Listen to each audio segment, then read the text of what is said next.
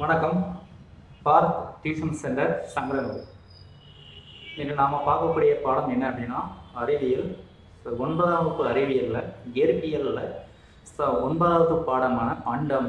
அதை பற்றி என்ன செய்ய போகிறோம் அப்படின்னா புக் பேக்கில் இருக்கக்கூடிய ஒரு மதிப்பெண் வினாக்களை இன்று பார்க்க போகிறோம். ஓகேவா? சரி, இப்போ சரியான விடையை தேர்ந்தெடு. ஃபர்ஸ்ட் கொஸ்டின், சூரிய மைய கொள்கையை முன்மொழிந்தவர் யார்? சூரிய மைய கொள்கையை முன்மொழிந்தவர் யார் அப்படின்னா கோப்பர்நிக்கஸ்.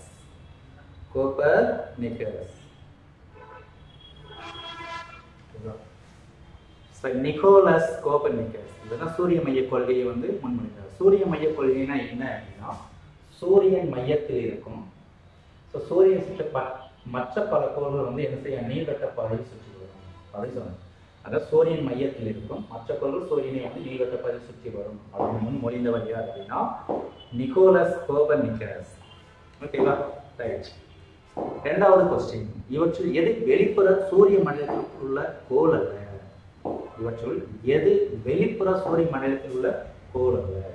ஆன்சர் என்ன அப்படின்னா புதன்.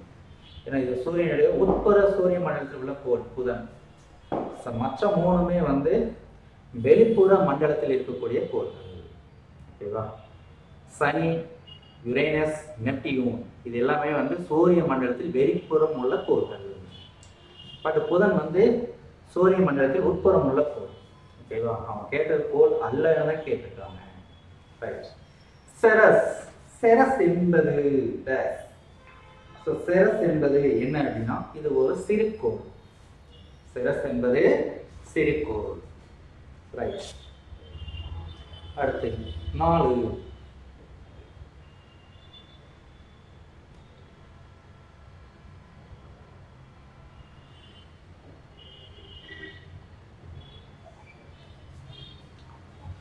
ஏ என்ற கோள் சூரியனை சுற்றி வர எடுத்துக்கொள்ளும் சுழற்சி நேரம் பி என்ற கோளை விட 8 மடங்கு அதிகம். ஏ என்ற கோளின் சூரியனை சுற்றி வர எடுத்துக்கொள்ளும் சுழற்சி நேரம் TA இந்த மதிப்பானது பி என்ற கோளை விட 8 மடங்கு அதிகம். அப்ப பி என்ற கோளை விட 8 மடங்கு அதிகமா இருக்கு, 8 மடங்கு. ஓகேவா? பி என்ற கோள் அந்த இதை விட என்ன செய்யுது சைஸ். ஓகேவா? 8 மடங்கு அதிகம் இல்லை. கோள் ஏவின் தூரம் கோள் ஏவின் தூரம் கோள் பியின் தூரத்தை விட எத்தனை மடங்கு அதிகம்? ஓகேவா? இப்போ ஏவின் தூரம் கோள் பியின் தூரத்தை விட ஓகேவா எத்தனை மடங்கு அதிகமாக இருக்கும் அப்படின்னா அதில் 4 மடங்காக இருக்கும். ஓகேவா? ரைட். டேஸ் ஆண்டுகளுக்கு முன்பு பெருவெடிப்பு ஏற்பட்டது. எத்தனை ஆண்டுகளுக்கு முன்பு பெருவெடிப்பு ஏற்பட்டது அப்படின்னா 13.7 மில்லியன் ஆண்டுகளுக்கு முன்பே பெருவெடிப்பு ஏற்பட்டது. ரைட். சூரியனின் திசை வேகம் டேஸ் கிலோமீட்டர். சூரியனுடைய திசை வேகம், சூரியனுடைய வேகம் டேஸ் கிலோமீட்டர் பெர் வினாடி. 250 கிலோமீட்டர் பெர் வினாடி. ஒரு வினாடி ஒரு செகண்ட்ல அதனுடைய ஸ்பீடு அதனுடைய திசைவேகம் எவ்வளவு அப்படின்னா 250 கிலோமீட்டர். ஓகேவா? ரைட். நெக்ஸ்ட்,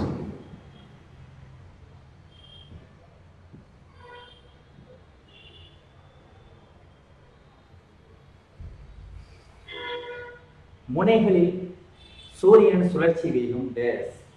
முனைகளில் சூரியனுடைய சுழற்சி வேகம் டேஸ். எப்படி இருக்கணும்? குறையும். முனைகளில் சுழற்சி வேகம் எப்படி இருக்கும்? குறையும். ஓகேவா? முனைகளில் சூரியனுடைய சுழற்சி வேகம் எப்படி இருக்கும்? குறைவாக இருக்கும். எவ்வளவு அப்படின்னா நாட்கள் வேற இருக்கு, 36 நாட்கள். 36 நாட்கள்.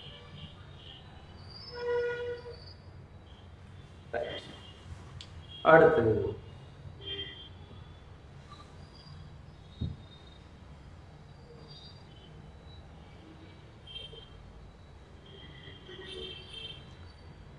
இந்தியாவின் முதல் செயற்கைக்கோள்.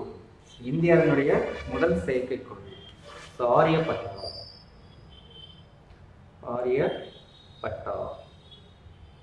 ஓகேவா?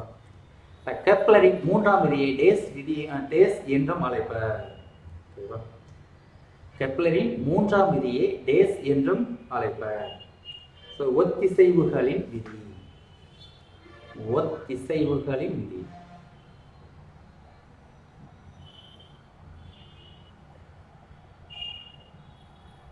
ஒத்திசைவுகளின் விதி.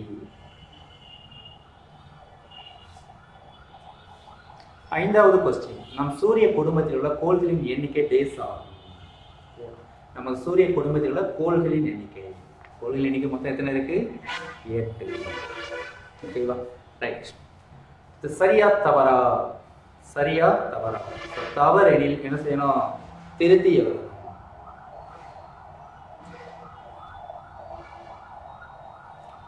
பன்னாட்டு விண்வெளி மையம் என்பது ஒரு சர்வதேச ஒத்துழைப்பின் ஒரு ஆதாரம். பன்னாட்டுனே வந்துருச்சு. இப்போ பன்னாட்டு சர்வதேச ஒத்துழைப்பின் ஒரு ஆதாரமாகும் அப்படின்னா கரெக்ட். இது சரி. ஓகேவா? பன்னாட்டு விண்வெளி மையம் என்பது சர்வதேச ஒத்துழைப்பின் ஒரு ஆதாரமாகும். ஹேலிஸ் வால்மீன் 67 மணி நேரங்களுக்கு ஒரு முறை தோன்றும். ஹேலிஸ் வால்மீன் 67 மணி நேரங்களுக்கு ஒரு முறை தோன்றும். இது தவறு. ஓகேவா? இதை அப்படியே என்ன செஞ்சோம்னா மாற்றி போடணும். எவ்வளவு? 76 மணி. 76 மணி. மணி வராது, இது ஆண்டுகள். ஓகேவா?